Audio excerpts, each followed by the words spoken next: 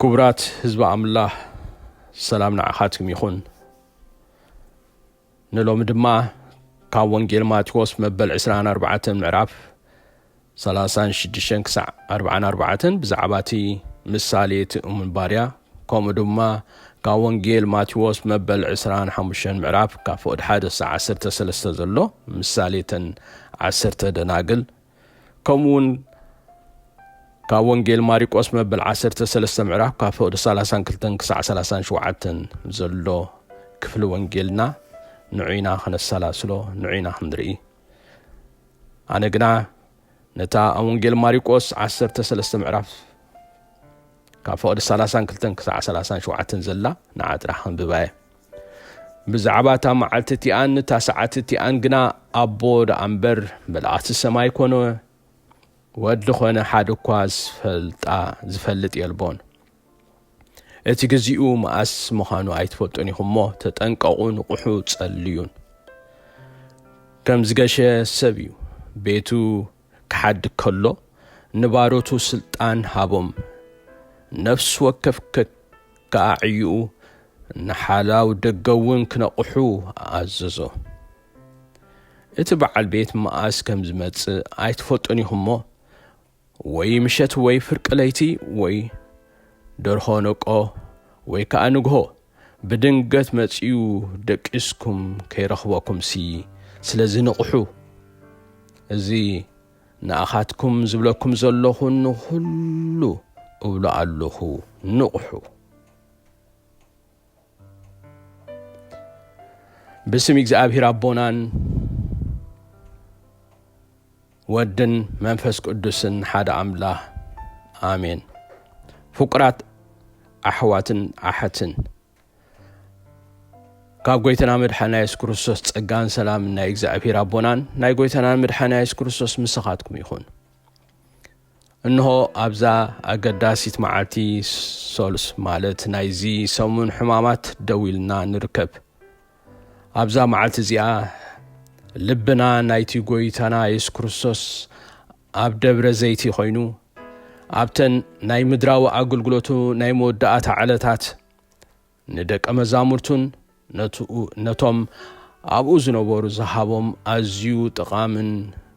هتسوتن تمرتتاتن متنقطعتاتن نقلبو كم توانجيلات زمسكروو يسوس أبز وانزي ببزحي بزعبا متسعي نقرات بفلاي بزعباتي يورساليم نتي مبصع زخونه بيت مقدسن زقات زنبره قربات فات تزاريبو እዚ ብርግጽ ኣብቲ መበል 70 ዓመተ ምህረት ድሕሪ ክርስቶስ ማለት እዩ ብሮማውያን ተፈጺሙ እዩ ግና ካብዚ ሓሊፉ ብዝበለጸን ብዝዓመቆን መገዲ ግና ብዛዕባታ ናይ መወዳእታ ናይ ፍርዲ ዳግማይ ምጽኣቱ እዩ ዘጉልሕ ዘሎ ወይ ዝገልጽ ዘሎ ነዚ መበገስ ምግባር እምበር ሎሚ ነቲ ቀንዲ ምልክት ወይ ከዓ ትምህርቲ ናይቲ حمرت نايزي وانجلنا كن مهارينا ملأتنا نقحو تداليهم تصنحو زبلي أمونغو تخلو استفالالي تمرتتاتن مساليتاتن حادة دقاقيمو زسمرلو زمهارلو كما أخل كوينو زركبت نتصرن هتصن ملأتي نايقويتنا يسكرس سندحر دانيرو نسدما نقحو كم تأونجيل ماريكوس 13:37 عندنا دما نخلاتهم انبارسي نقحو زبولو وي كم تأونجيل ماتيوس 24 فقدي 44 سلازي ودسب زي حسبكم وغيزي خمصيمو نسخاتكم دما تدالكم كنو زبولو تملأتنا نسيو إذا دقاقيمو مزرابو نايقويتا ترقم اللو مغنياتو انتا نايمو داعتا ساعات معالتن حادوكوا ملأتي اب سمايكوا خيترفو ودوون تخونا مالت بيت السبعاوي اكالون ام مدريز نبرو جيزاوي درنتنتن زي فلتا ابو بوين تراي زفلتا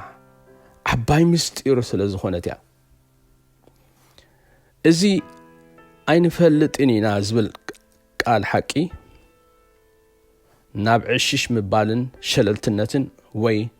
ናብ ዘይተደለየ ፍርህን ሻቀሎትን አንዛይቲ ክመርሓና ኣይተዋሃበን የግዳስ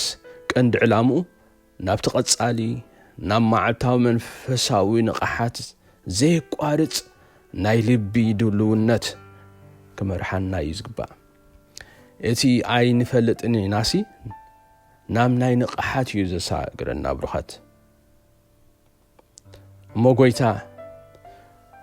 ጎይታና ኢየሱስ ክርስቶስ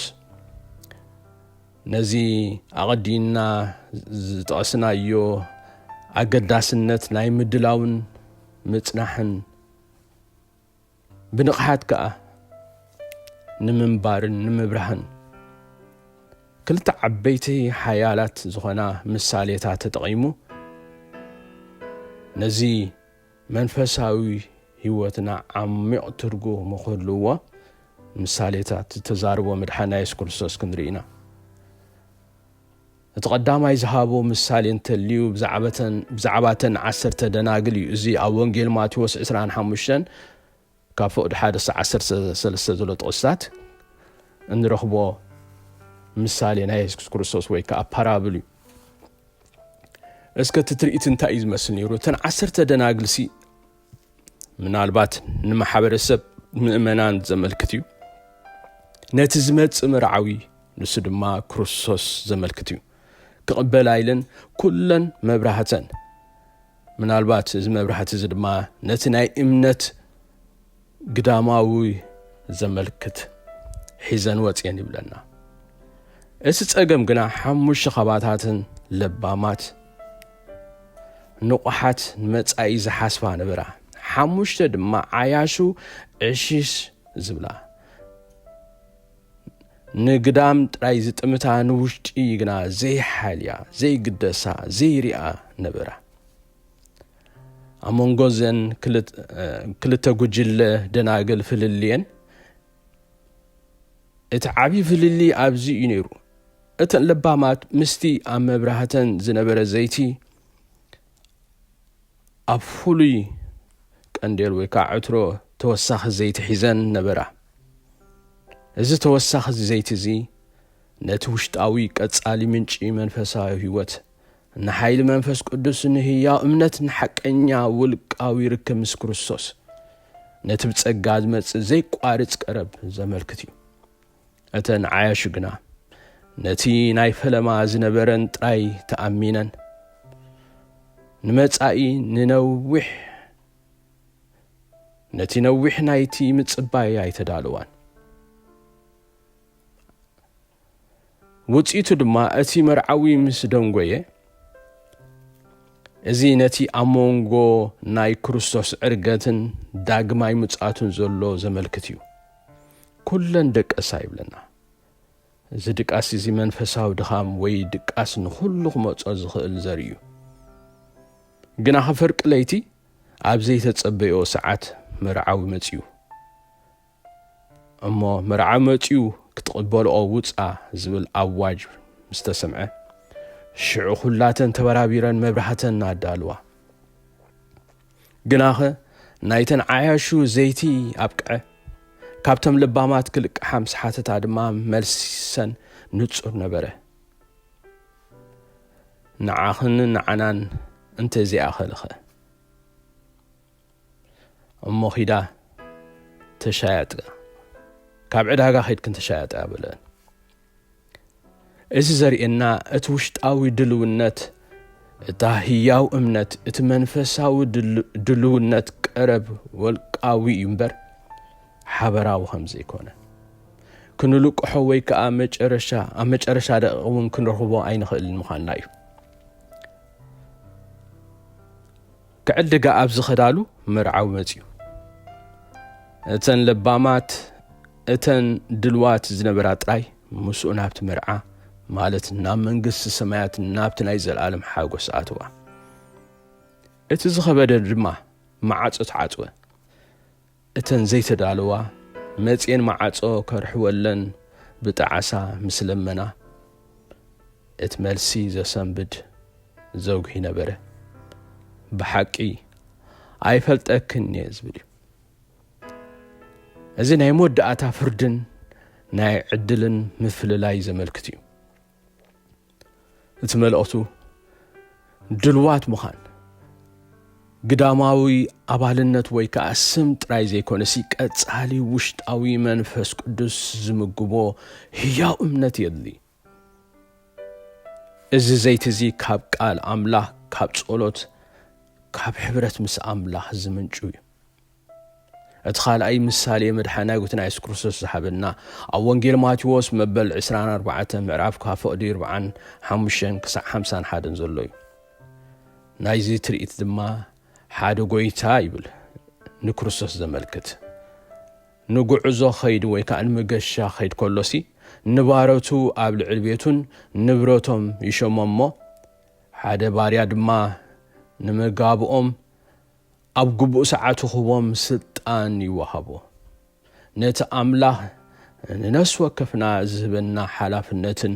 ጸጋን ጊዜን ኣገልግሎትን ከዓ ዘመልክት እዩ እቲ ፍልሊ ኣብ መንጎቲ እሙንን እቲ ዘይእሙንን ባርያን እቲ እሙን ለባም ባርያ ጎይትኡ ከም ዝመጽእ ፈሊጡሲ እቲ ተዋሃቦ ሓላፍነትን ብተኣማምነት ብንቕሓት ብፍቕርን ይፍጽሞ ክሳዕቲ ጎይትኡ ዝመጽእ ድማ እሙን ኮይኑ ተረኸበ እቲ እኩይ ባርያ ግና ኣብ ልቡ ጎይታይ ዶንጌ ኢሉ ይሓስሞ እዚ ሓሳብ እዚ ናብ ክፉእ ተግባራት ይመርሖ ንብጾቱ ባሮቱ ምናልባት ንኻልኦት ኣመንቲ ክወቅዕ ክዕምጽ ምስ ኽራማት ድማ ክበልዕን ክሰትን ይጅምር ንጸጋታትን ጊዜ ኣምላኽን ብዘይግቡእ ምብኻን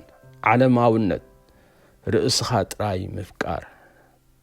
ዘመልክት ድማ እዩ ውጽኢቱ ናይዚ ድማ እንታይ ንርኢ እቲ ጎይታ ልክዕ ከምቲ ኣብ ምሳሌ ደናግል ዝተገልጸ ኣብ ዘይተጸበያ ሰዓት ዝመጸ ነቲ እሙን ባርያ ኣታሕያዋይ እሙን ባርያይ ኣብ ቅልል ዝበለ ኣብ ሒደት ዘበለ ተኣሚንካ ኢኻሞ ኣብ ብዙሕ ሸመካይ ናብ ሓጎስ ጎይታኻ እቶ ኢሉ ብዓቢ ኽብሪ ክሽልሞ ይድረአ እቲ እኩይ ባርያ ግና ብትሪ ቐፂዑ ካብ ቤቱ ክሰጎ ምስ ጉቡዛት ቦትኡ ክገብሮ ከሎ ኢና ንርኢ ኣው ድማ እንታይ ይብለና ብብኽያትን ምሕርቃን ኣስናንን ኮነ ይብለና ክቡራት ህዝቢ ኣምላኽ ናይዚ መልእኽቲ ድማ እንታይ እዩ እዚ ምሳሌ እዚ ብንጹር እዚ ዘርእየና ዘሎ ድልዋት ምዃን ማለት ኢድካ ኣጣሚርካ ሰማይና ጠመትካ ምጽባይ ጥራይ ማለት ኣይኮነን የግዳስ ንጡፍ ተኣማንን ሓላፍነታውን ብሓላፍነት ምንባር ኣብቲ ኣምላኽ ዝበና ቦታ ስራሕ ቤተሰብ ማሕበር ኣገልግሎት እዩ ንጊዜና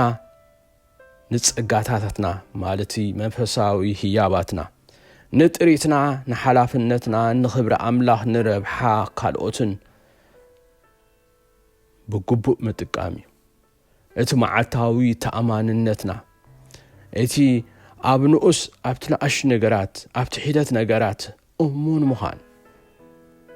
ንናይ መወዳእታ ድልውነትና ምስክር እዩ ድልዋት ምዃን ብግብሪ እንታይ ማለት እዩ ብርኻት እምበኣር ፍቁራት ኣሕዋትን ኣሓትን ኣብዚ ጎይተና ዝመሃርና ትምህርቲ ምሳሌታትን ድልዋት ኩኑ ወይ ከዓ ንቑሑ ምባል ኣብ ናይ ዕለት ህይወትና እንታይ ምዃኑ ክንርዳእ ንፍትን ድልዋት ምዃን ነዚ ሕጂ ዝዝርዝሮ ዘጠቓልል ምዃኑ ክንርዳእ ይግባአና ድልዋት ምዃን ማለት ንቓል ኣምላኽ ብንቕሓት ምስማዕ እዩ ነቲ ኣምላኽ ብመጽሓፍ ቅዱሱ ብስብከቱ ብፍቕሪ ቅዱሳን ዝዛረበና ዘሎ ብምኽሪ ቅዱሳን ዝዛረበና ዘሎ بملء لبنا أمرنا مقبل مستوعل ናይ ምርጫ ስሚዕ ዘይኮነሲ ንኹሉ ምኽባሩ ክንሰምዖ ድልዋት ምዃን ማለት እዩ ድልዋት ምዃን ማለት ብእምነት ኣብ ኢየሱስ ክርስቶስ ምንባር ማለት እዩ መሰረት ኩሉ ድልውነትና እዩ ንኢየሱስ ከም ጎይታን መድሓንን ብውልቂ ምቕባል ኣብቲ ንሱ ኣብ መስቀል ዝፈጸመልና ሙሉእ ስራሕ ድሕነት ሞትን ትንሳኤውን ሙሉእ ብምሉእ ኣብኡ ምውካል ማለት እዩ ካብዚ ወፃኢ ድልውነት የለን ምድላው ማለት ብመንፈስ ቅዱስ ምምልላስ ነቲ ኣብ ልብና ዝሓደረ መንፈስ ኣምላኽ ኣብ ህይወትና ክሰርሕ ክመርሕ ክቅድስ ፍቓድ ምሃብ ንኽብሩ ምስማዕ ብሓይሉ መምራሕ ንፍረ መንፈስ ቅዱስ ኣብ ህይወትና ክፈሪ ዕድል ምሃብ ማለት እዩ እዚ ኣብ ገላትያ 5 ካብ ፍቅዲ 22-23 ተጠቒሱ ዘሎ ፍረታት ክንርድኦ ንኽእል ኢና ድልዋት ምዃን ማለት ከም ፍቓድ ኣምላኽ ምንባር ንቃል ኣምላኽ ምፍጻም ምእዛዝ ማለት እዩ ምንባር ማለት እዩ ነቲ ሰማዕናዮን ዝኣመናይን ቃል ብተግባር ኣብ ህይወትና ምውዓል ምፍጻም ምትግባር ንፍለጥ ሓጢኣት ሸለል ዘይምባል ዕለት ዕለት ንንስሓ ምንባር ንኣምላኽ ክንሕጉሶ ምድላይ ምድላው ማለት ብተኣማንነት ምግልጋል ነቲ ኣምላኽ ንነስ ወከፈና ዝሃበና ጸጋታት ክእለታት ዕድላት ጊዜን ንብረትን ንኽብሩን ንምህናፅ ኣካል ክርስቶስ ማሕበሩ ብተኣማንነት ምጥቃም ኣብቲ ዝሃበና ቦታ ንእሽቶ ይኹን ዓቢ እሙናት ኮይንና ምርካብ ማለት እዩ ብፍቕሪ ምንባር ነቲ መደምደምታ ሕጊ ዝኾነ ፍቕሪ ምልምማድ ንኣምላኽ ልዕሊ ኩሉ ጌርና ንብጻይና ድማ ከም ነፍስና ምፍቃድ ማለት እዩ እዚ ኣብ ይቕሬታ ኣብ ምጽዋር ኣብ ምሕጋስ ኣብ ምጽንናዕ ኣብ ምሕረት ይግለጽ ነዚ ኩሉ ክንሪኦ ከለና ግና እቲ መሰረት ናይ ድልውነትናሲ እቲ ዘትሕዘና እቲ ዘጸናንዓና ናይ ገዛእ ርእስና ጻዕርን ግብርን ኣይኮነን ፈጺምና ብገዛእ ዓቕምና ድልዋት ክንከውን ኣይንኽእልን ኢና የግዳስ እቲ ድልውነትናሲ ኣብቲ ጸጋ ኣምላኽ ተመርኮሰ እዩ ብእምነት ጥራዩ በቲ ኢየሱስ ክርስቶስ ኣብ ክንዳና ኮይኑ ዝኸፈሎ ዋጋን ብኡ ኣቢልና ዝረኸብናዮ ምሕረትን ጽድቅን ኢና ድልዋት ንኸውን እዚ እምነት ድማ ወህበት ኣምላኽ ኮይኑ ብመንፈስ ቅዱስ ኣቢሉ ብቓሉን ብቅዱስ ምስጢራቱን ኣቢሉ ኣብ ልብና ዝሰርሖን ዝዕቅቦን እዩ ግናኸ እታ ህያው እምነት ልክዕ ከምታ ፍረ ዘለዋ ጽብቕቲ ኦም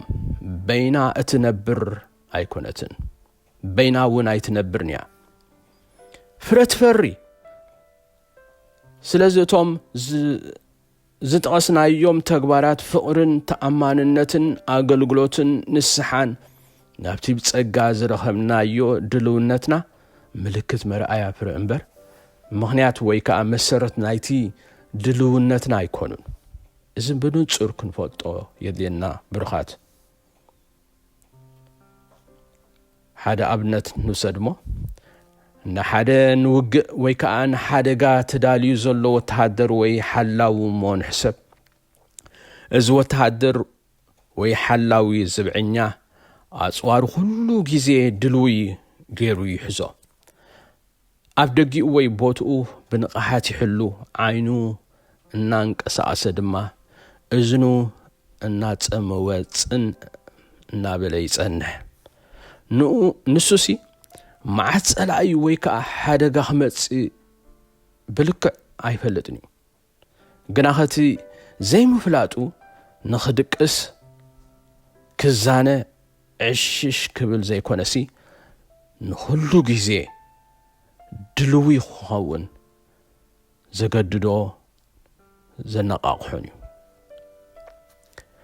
ንሕና እውን ከምኡ ፍቁራተይ ኣብ መንፈሳዊ ውግእ ኢና ዘሎና ቃል ኣምላኽ ንቑሑ ተጠንቀቑ ጸላኢኹም ድማ كم زغازم أنبسا خوين ساب زرياخم يزور الله يبلنا زي عمل أختي ناي بيتروس هاب تقدماي بيتروس حمش شمونته يقلصلنا ጎይታና ንጉስና ድማ ኣብ ዝኾነ ሰዓት ከም ሰራቂ ለይቲ ከም ምርዓዊ ክመጽ ይኽእል ስለዚ ነዚ መንፈሳዊ ኣጽዋር ነዚ መንፈሳዊ ኣጽዋርና ጸሎት ቃል ኣምላኽ እምነት ተስፋ ፍቕሪ ሓይሊ መንፈስ ቅዱስ ኩሉ ሰዓት ለቢስና ብመንፈስ ንቑሓት ኮይንና ክንጸንሕ እግዚአብሔር ይደግፈና ሎሚ نس وكفنا نزقال ناسمعنا ننفسنا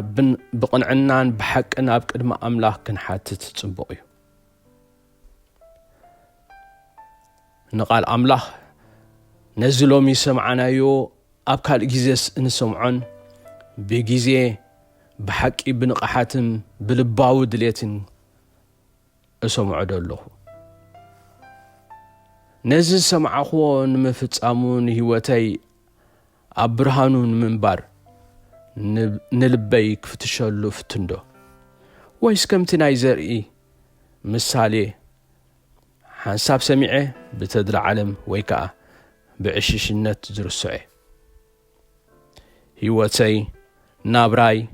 أتقاغما جيزين جنزبين مرجعاتاتين وسانيتاتين نتي تسفى داقم متسعات كروسوس بحقي كمزي صبع زرئي ملكت اللودو نابنت أبسرحين حالافنتين تأمان دي نخالقوت بتكبار زرئي فقري على النديو نخالقوتن نأملاخن نمحبر مؤمنان قلت أفن دلودنتن دي انتاي نقرات انتاي لممدات ويكا انتاي اتحساسبا يوم عبت منفساو نقحات زدقسنن نغويتا بتسفان بتأماننتن كأكامت صباي زسنفونن نابنت مفلات عالم تمنيتن مفتاو غنزمن سقاو تمنيتن تعبيتن رئسة مئمانن شللتنتن مس بزح زيت أكم مزاناقعي نقرات جيزي مدفان نزي نقرات كمي جيري بحيل أملاخ كقالو سأخل انتاي سقومتي كواسد قالوني اسكا حسابو اسكا مرمرو نقزع رسوهم بتصولت نزازم عب سمايات نبر عبونا بقويتنا مدحانا يسكرسوس سمنا مسكنكا وقويتا يسكرسوس نتا أموداتا معتات مدراوي أقولقلوتكا بفلاي أب دبر زيتي زهاب كانا هياو زخونة متنقطان مخرن بزعبا دلونت كان قحتن نمسكنا كالونا نعناون لومي تزاربنا اللخامو نقال كهن سمع زخل إذني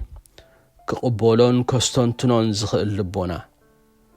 كفتسمون أب قبر خوعلو زدلي فؤاد كهبنا كمتي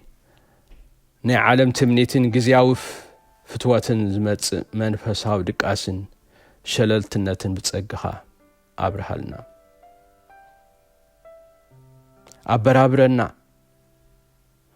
نخبور داقم تساتكا بتأماننت أبتي زهاب كانا بوتا بنقحات أب تصولوتن قالن أب قدميخا كل ساعة دلوات كوينا زتصب باريخا أقلقلتخا بارتكا هنكون أخلنا كله كبر المسكانة نعها يخون نعبون والدن منفس قدسن لو منزل عالمن آمين